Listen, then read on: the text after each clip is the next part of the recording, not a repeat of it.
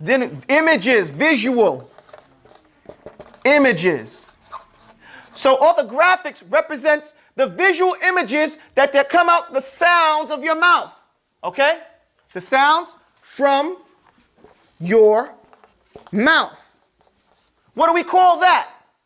It's just a high-tech word talking about alphabet. Do you understand? Because what is the alphabet? What are the letters?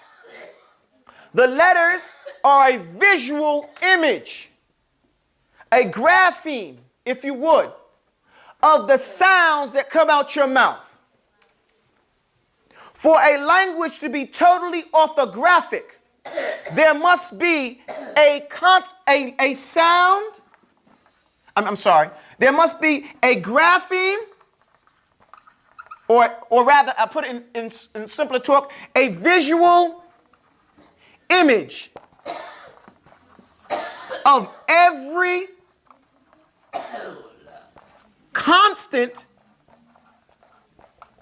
sound in that people's use.